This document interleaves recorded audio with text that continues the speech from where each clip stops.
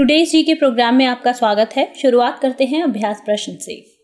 निम्नलिखित में से किस राज्य या केंद्र शासित प्रदेश में पौधे लगाओ पर्यावरण बचाओ नामक अभियान की शुरुआत की जा रही है?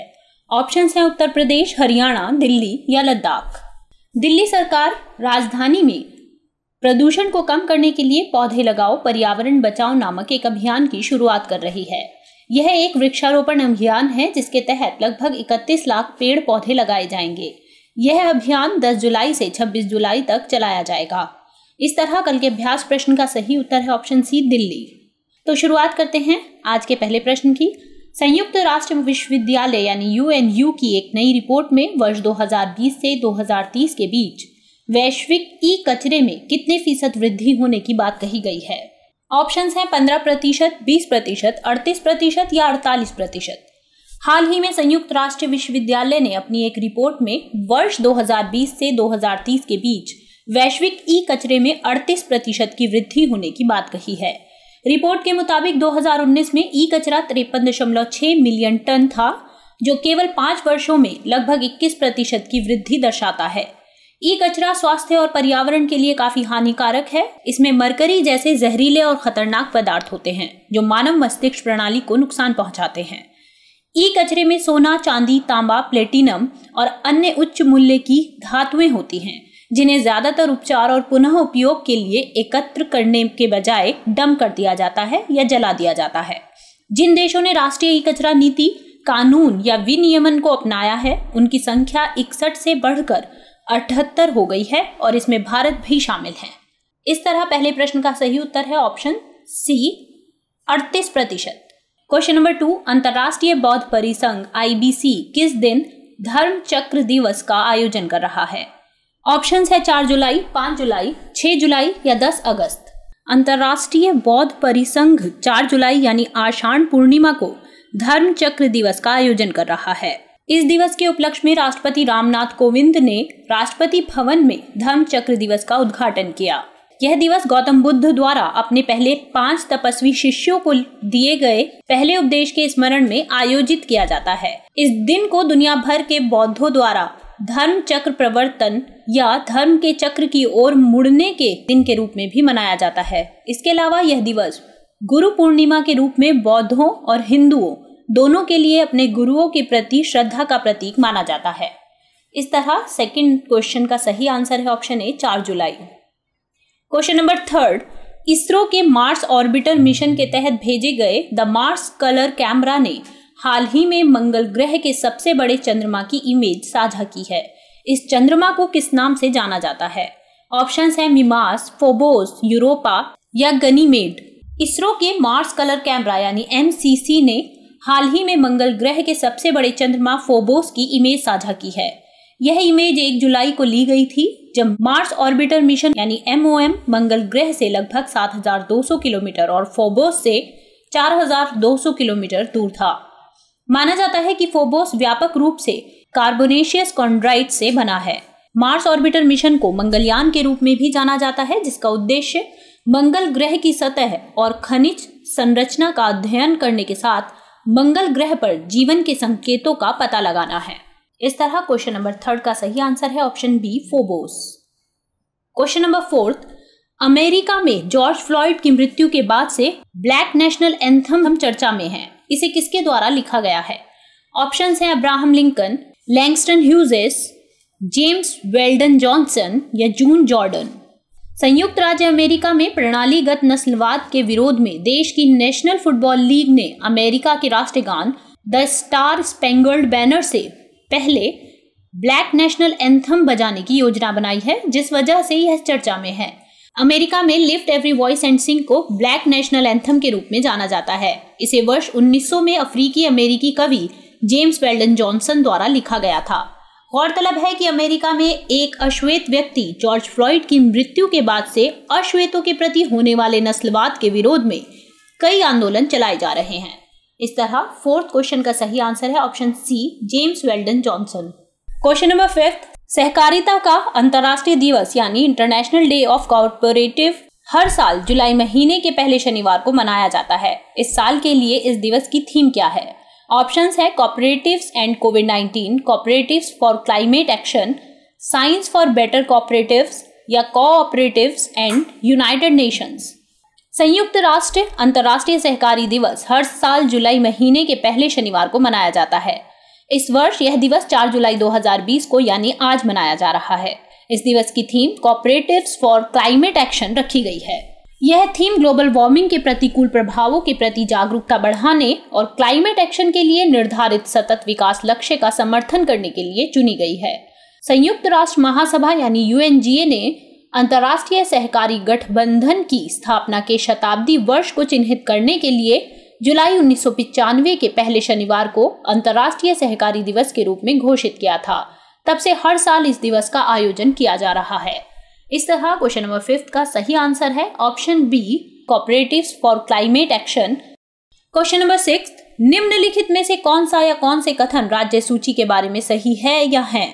पहला कथन, इसमें वे विषय शामिल हैं जिन पर राज्य के विधानमंडल कानून बनाने की शक्ति नहीं रखते हैं। दूसरा, इस सूची में शामिल अधिकांश विषय वे हैं जो क्षेत्रीय और स्थानीय महत्व के हैं। ऑप्शंस हैं केवल 1, केवल 2, 1 और 2 दोनों, न तो 1 और न ही 2। राज्य सूची को दूसरी सूची भी कहा जाता है। इसमें वे विषय शामिल हैं जिन पर राज्य के विधानमंडल कानून बनाने की शक्ति रखते हैं।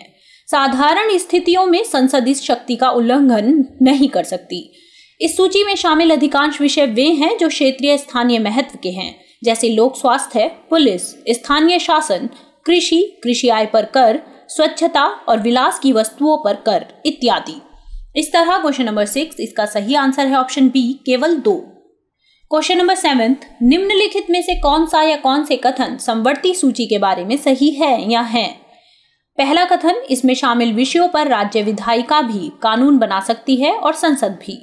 दूसरा, संसद के पास शक्ति है कि अगर उसे राज्यों के कानूनों पर आपत्ति हो तो वह स्वयं कानून बना सकती है जो सभी राज्यों पर लागू होगा। ऑप्शंस हैं केवल 1, केवल 2, 1 और 2 दोनों, ना तो 1 और ना ही 2। समवर्ती सूची को तीसरी सूची भी कहा जाता है। इसमें शामिल विषयों पर राज्य विधायिका भी कानून बना सकती है और संसद भी। संसद के पास शक्ति है कि अगर उसे राज्यों के कानूनों पर आपत्ति हो तो वह स्वयं कानून बनाए जो सभी राज्यों पर लागू होगा।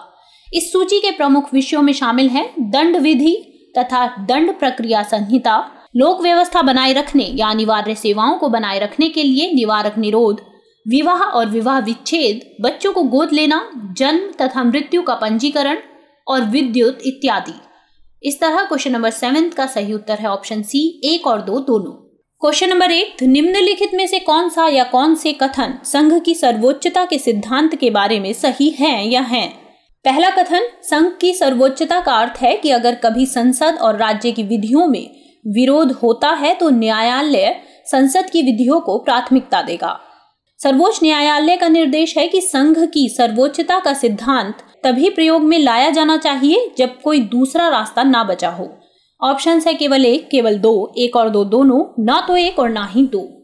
संघ की सर्वोच्चता का सिद्धांत का अर्थ है कि अगर कभी संसद और राज्य की विधियों में विरोध होता है तो न्यायपालिका संसद की विधियों को प्राथमिकता देगी।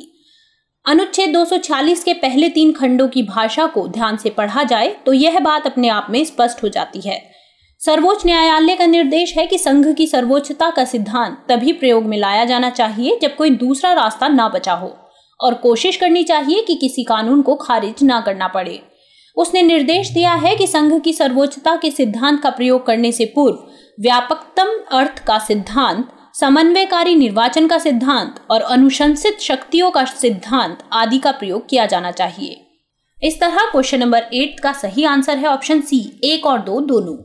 क्वेश्चन नंबर 9, निम्नलिखित में से कौन सा या कौन से कथन सार और तत्व के सिद्धांत से संबंधित हैं या हैं? पहला, इस सिद्धांत का प्रयोग वहां किया जाता है जहां किसी विधि के कुछ हिस्से अपने क्षेत्र का अतिक्रमण करके दूसरे विधानमंडल के क्षेत्र में प्रवेश कर जाते हैं। दूसरा, यदि अतिक्रमण की मात्रा व प्रभाव बहुत कम हो तो उसे महत्व नहीं दिया जाना चाहिए। ऑप्शंस हैं केवल 1, केवल 2, 1 और 2 दोनों, ना तो 1 और ना ही 2। सार और तत्व के सिद्धांत का प्रयोग वहां किया जाता है जहां किसी विधि के कुछ हिस्से अपने क्षेत्र का अतिक्रमण करके दूसरे विधानमंडल के क्षेत्र में प्रवेश कर जाते हैं। सर्वोच्च न्यायालय ने कहा है क्योंकि कोई भी कानून कई पक्षों से जुड़ा होता है, इसलिए यह पूरी तरह संभव नहीं होता कि कानून का हर पक्ष विधानमंडल की बताई सीमाओं के भीतर ही रहे। ऐसी स्थिति में न्यायालय को यह देखना चाहिए कि उस कानून का सार, तत्व या मूल उद्देश्य किस विषय से संबंधित है और वह विषय किस सूची में है। यदि कानून का सार तत्व विधानमंडल की विषय सूची से सुसंगत है तो उसे वैध घोषित किया जाना चाहिए। इसके अलावा अगर अतिक्रमण की मात्रा व प्रभाव बहुत कम हो तो उसे महत्व नहीं दिया जाना चाहिए। इस तरह क्वेश्चन नंबर 9 का सही आंसर है ऑप्शन सी, 1 और 2 दोनों। क्वेश्चन नंबर 10, निम्नलिखित में से कौन सा या कौन से कथन अधीनस्थ विधान समिति के बारे में सही है या है। पहला कथन, इस समिति का गठन पहली बार 1953 में किया गया था। दूसरा, यह समिति लोकसभा में अलग और राज्यसभा में अलग होती है। ऑप्शंस हैं केवल 1, केवल 2, 1 और 2 दोनों, ना तो 1 और ना ही 2। दोनों सदनों में एक समिति में 15-15 सदस्य होते हैं। इसके सदस्यों का कार्यकाल निश्चित नहीं होता। यह तब तक कार्य करती है जब तक कि नई समिति का गठन ना हो जाए।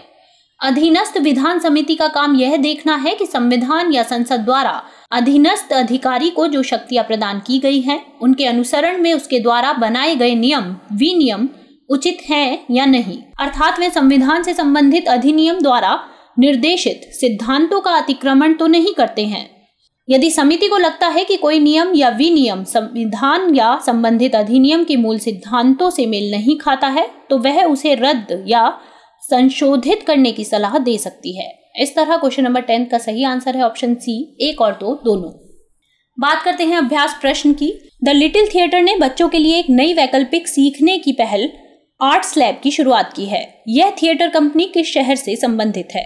ऑप्शंस हैं मुंबई, अहमदाबाद, नई दिल्ली या चेन्नई। आप अपना आंसर कमेंट बॉक्स में करना ना भूलें।